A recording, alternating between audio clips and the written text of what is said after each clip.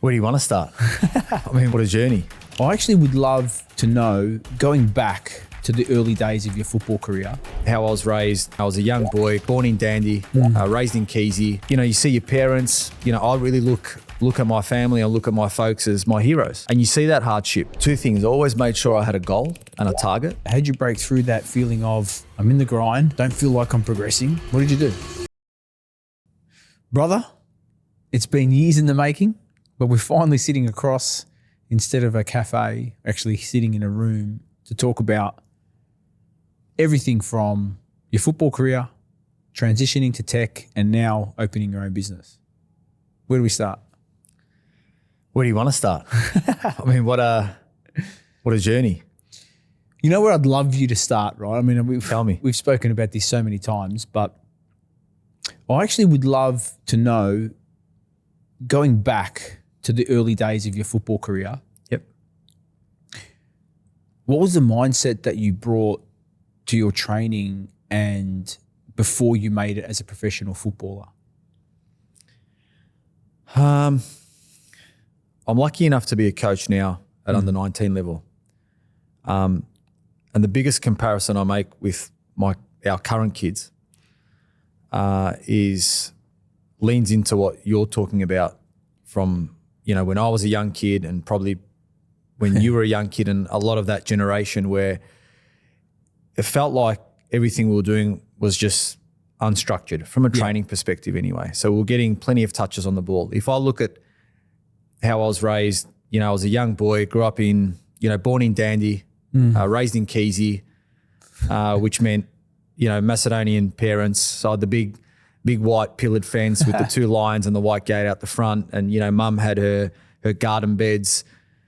But I remember I'd get up as a young boy in the morning, and before going to school, I'd get the ball and I'd use them garden beds like as cones and players to dribble through. Yeah.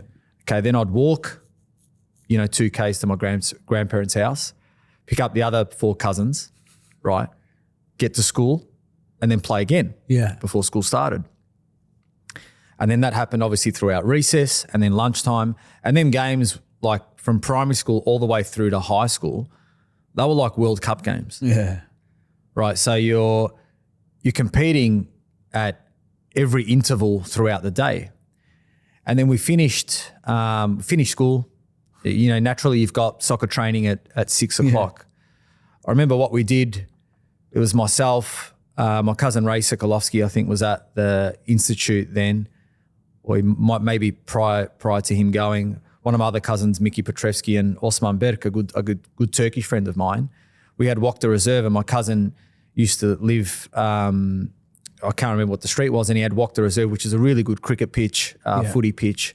And so we created our own Institute of Sport, right? So we created the MIS, the Macedonian Institute of Sport, and we went and bought balls, and we went and bought cones and mini goals. And so if you think about it, the ball was at our feet for, 70% of the day. Yeah. Right? When we weren't, put it this way, when we weren't learning, we were playing football. Yeah.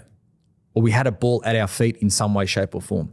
So, and in terms of drive, I guess, you see your parents, I really look at my family, I look at my folks as my heroes, right? They came from Macedonia, late 60s, early 70s. Yeah. Both working, honest jobs, dad taking every overtime shift that he can. Yeah. And you see that hardship, right? And you think, even from a very young age, how can we make things better? So I think sometimes the environment dictates as well.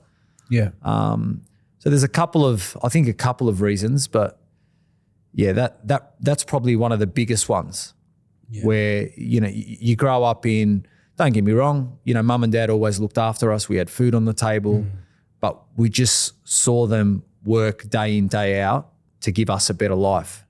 And the sacrifice of moving from the other side of the world to do that is pretty big, right? And as you get older and a little bit more wiser, you start to become a teenager. You actually see that and you empathize and you think, okay, what are some of the skills I can start learning as a young lad that can prepare me in taking the next step from a football perspective. And this is, obviously we see this a lot, right? The amount of time that you devote to building a skill set is so important, right? The more time you apply and the more time you practice, the better you get, right? But at that point, did you have a dream of playing professionally? Was that something already in your mind that you were aiming for, or? I think, and you'll probably like where this story ends, but probably in my fifth year, so I started at Springy City, 5.5. So probably when I was around 10, I really started watching a lot of football. Yeah. As well, and I fell in love with AC Milan. Yeah. Right. So we're winning already. So that's when the dream of becoming a pro footballer overseas was lit. Right. Yeah. So that's as probably a 9-year-old. And that was a pretty strong memory and something that I really, really attached to. Like I remember I had a perforated eardrum and I got it done at Clayton Monash, and I can't remember the store there. World of Soccer, I think, was on Clayton Road. Yeah. And we'd walk in and I'd see the AC Milan bag on the top shelf. And, back then it was like $50 or $60. And there was just no chance Dad was going to, we didn't have that type of money to throw around.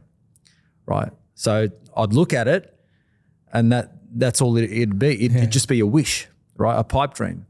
And anyway, I got my operation done and he actually paid to get the TV connection because AC Milan were playing a Champions League game that morning. And so we got up, we watched the Champions League game. I went back to sleep and he went out when the World of Soccer, whatever it was, opened, bought the AC Milan bag and brought it back. And I had tears in my eyes. Yeah. Like I'm getting emotional now speaking about it, right? Because it's such a vivid and strong memory. But that's probably that key point that lit the fire. Naturally, as I was playing, you could see I had some skill. I had some talent. I was quick, good left foot. So there were early signs there. But that was the firelight moment, really, the trigger, so to speak. And this, I'm loving this, right? I think being at that early age, I remember those days. I remember watching football and being inspired. I just, didn't have the skill and I didn't have the desire, right? So, but you had the skill and there was desire. I'd love to know, because again, we look at, obviously we're in sales now, we're in business, and we look at the skills that we need is partially why you'll be successful. It's more so on the mindset piece, right? Like you can have the skill, but if you don't have the right level of focus and desire and hunger to go when things aren't working well, you're not going to get the outcome you're looking for. So I'd love you to break down for me when you realized that you had the skill, right, in your teenage years. When did you recognize that the mindset was actually a key part of becoming a professional footballer, or you needed to really focus on that element? So I can probably use a few occasions in my teen years that really makes me understand your point that you're trying to get to.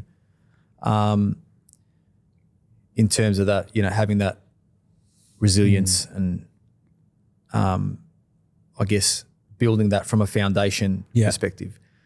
So probably from my early teen years, like 12, 13, I start to realize that I'm pretty good at what I do, which is great at club level. And then from club level, the old footballing system had us put in regionals, and then from regionals, you'd go into your state teams. And that sort of happened around age 13, 14 from memory. And so I slowly start to hit all these KPIs. So now you've got an understanding of, okay, I've gone from the top, 20% to the top 10% to the top 5%. And then you get into the state sides. And now that this is another really big jump, because you're going from state level, you want to make that state team, that final state team, and then you go to nationals, right? And you represent your state, and then after national championships, you potentially get a call up for the national team, depending on what age level you're at. And I think it was under 13s or 14s. It was a final cut for the state team. And it was out at Port Melbourne on one of the back pitches there, one of the AFL pitches. And I got cut. Yeah. I got cut. And I was bawling my eyes out.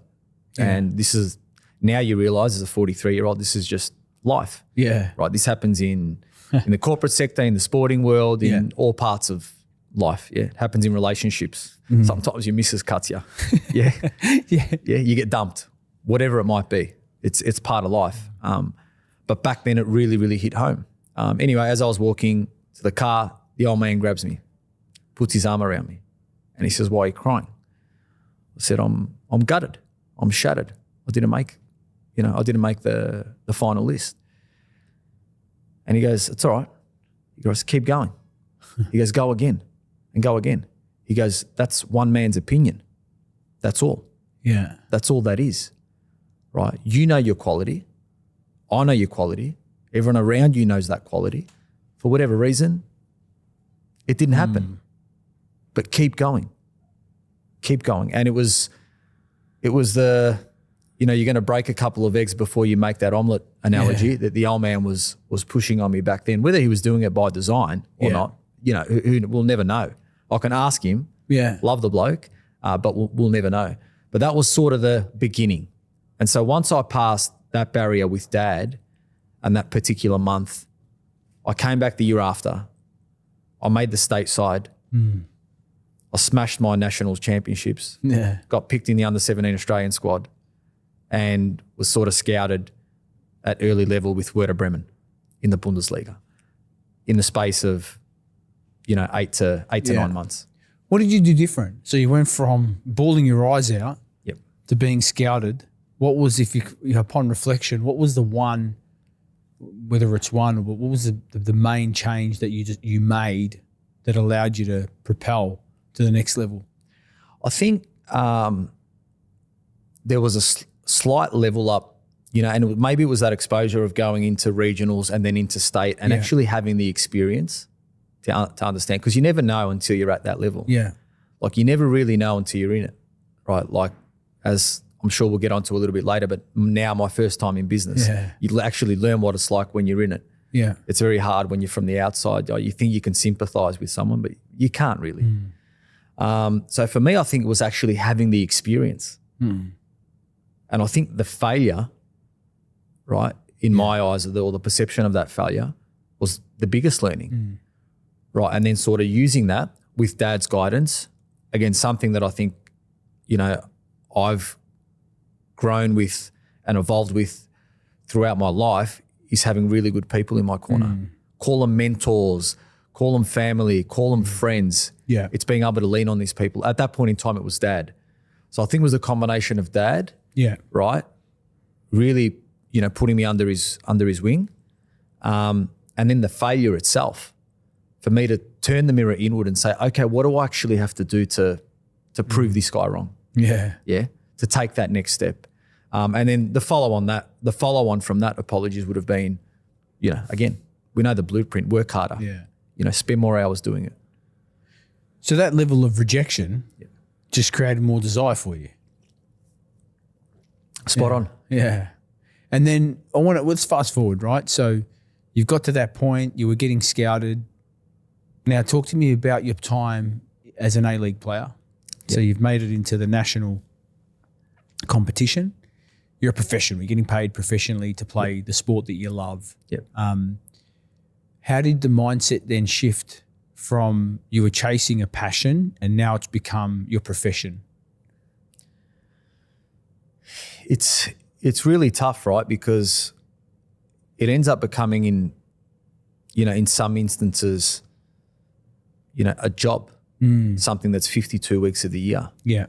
And while, you try ignore that, you've got a wife, you've got family, you've got kids, you've got a plan. You want some form of stability throughout this journey and this experience. So the challenge I had was, keeping that dream alive, right? To not only survive but thrive, say in the A-League setting or the Australian football landscape, to then take that next step from an international perspective. Yeah. Whether that be, top tier Asia, second tier Asia, whether that was second tier Europe, top tier Europe, whatever it might have been, it was the juggling act of that, and trying to really find that daily passion and commitment to say, I'm going to work like an absolute freak, like an animal, to try get, I'm here now. Can I get to the next step? Yeah. Can I get overseas? Can I get my first Socceroos cap? Yeah. Or whatever it might be. So it was always there. There was always an element of going higher and pushing myself. But sometimes things happen in life, Luigi. Yeah, and I do want to touch upon when you got injured, but I want to go back a step because I think it's easy for people to look at pro athletes, anyone that's successful in their field, and they go, they're a hard worker, but they have to have the desire to want to get up each and every day to put the effort in. What did you do to keep that level of intensity and ensure that you were waking up every day chasing it? Well, if we think about looking after yourself, wellness or recovery, right, and this is probably one of the two biggest differences I've realised from when I was a pro athlete to when I jumped in the corporate sector. Yeah. Because as an athlete, it was default. And if we wanted to hit these KPIs and get to these places in life as a footballer, you had to look after yourself. So you had to watch what you eat. Yeah. You had to go to bed on time and get your 8 hours sleep. You had to meditate in some instances. In some instances, you have to medicate. Yeah. You got to push your body to the limits, and then you got to recover to back that all up. Whether it's, wet therapy, contrast therapy, whether we were in the ocean, whether that was massage, compression therapy, psychology, special, whatever it was, we were doing everything proactively before things would happen to try reduce the risk of injury and increase performance. Because all of a sudden now you're in the top percentile, right? Everyone's got quality at that level. How are you going to differentiate and then level up and then level up and then level up? So it was really, really honing in, and outside of the the extra training, the standard. I'm going to train more and push more. And were there moments where you found it hard to get motivated to do the recovery, keep working hard? All the time. How did you break through that? Because I think that's what a lot of people like, especially if I relate it to sales. You go, sales is you do business, you do the same thing. It's monotonous, right? Some days you're like, I'm in the grind. Yep. How did you break through that? How did you break through that feeling of, I'm in the grind, don't feel like I'm progressing? What did you do? Two things. I always made sure I had a goal and a target. Yep. Right. So whilst the tunnel might have seemed extremely long, there was always a white dot at the end of it. Yeah. Right. So there was always a target there. And then in them times of need, when it does get monotonous or you might be out of form or the gaffer's not picking you, it was having tough conversations. Yeah. So sometimes it was sitting down with with your boss, your CEO, and saying, what am I doing wrong? What am I doing right? How can I get better? Yeah. How can you help me level up? Right. So there's an element of that. Another thing I latched onto probably a little bit too late, something I'm encouraging my kids now to do a lot earlier, but is find people in your sphere, in your network, right, that can help you during these periods. Yeah. Right. And almost have these mentors, whether it be in life, in work, in relationships, have good people that you can go to. Yeah. That, might be a little bit wiser than you are, have a few more grey hairs, but that have IP that is golden, that you can't buy, real life experience. And that's what I did. I attached myself to some really good footballers. Yeah. And I found some experienced footballers, seasoned, ex-Premier League players. And that's when I found I had the best output as a footballer. And were there moments when the feedback that you were seeking, because I love this, right? I love the fact that one of the ways that you improved and continued to find ways to be better was to seek feedback on what you could do better. But were there moments where the feedback that you received you didn't want to hear? Yeah. Yeah? Yeah. Yeah, absolutely. Yeah. And what did you do? Like because we all get that, right? We all say we want the feedback. Yeah. But sometimes that feedback cuts deep. Yeah. No, it actually cut really deep. Yeah. For me, at that point of time, I doubled down, right? And, it was me saying, you know what, I'm going to back myself in. Not that the feedback was incorrect, a certain individual had just already made their decision, right? But for me, I had a period of time where I could prove them wrong. Yeah. And so I literally looked them in the eyes and said, you know what, I respect what you say. I'm hearing you. I said, but I've got the next 6 months to show you who I am, what I am as a footballer, as a person, and what I can and can't do. I said, after that point, if it doesn't make sense, so be it. Yeah. So you're always determined to just keep showing up, keep getting better. That was kind of your mantra. Yep. Yeah. Now I do want to touch upon, right, and again, I think everyone, doesn't matter if they're a pro athlete or just in life, sometimes life doesn't dish up things that you want, right? Yep. And we have challenges that we need to overcome. Yep. I know you had an injury. You want to walk us through that injury, what happened, and how it affected you both mentally, physically, and what you did to really come out of that? Yeah, absolutely. So I reckon it was probably in my late 20s. I had a pretty good year up until that point, but I just had my shoulder reconstruction done. That was good. And I kept getting soft tissue injuries in the hammies. So we tried to find a solution to fix this problem. Anyway, we went down that path. Long story short, after the procedure, there was some bloods done. The procedure was, like any medical procedure, it's quite difficult to come back from, had its challenges, but it was more so probably after the bloods, got put onto some medication at the time. And that medication was probably a slightly stronger dose than I should have been on. And that really tipped me over the edge mentally.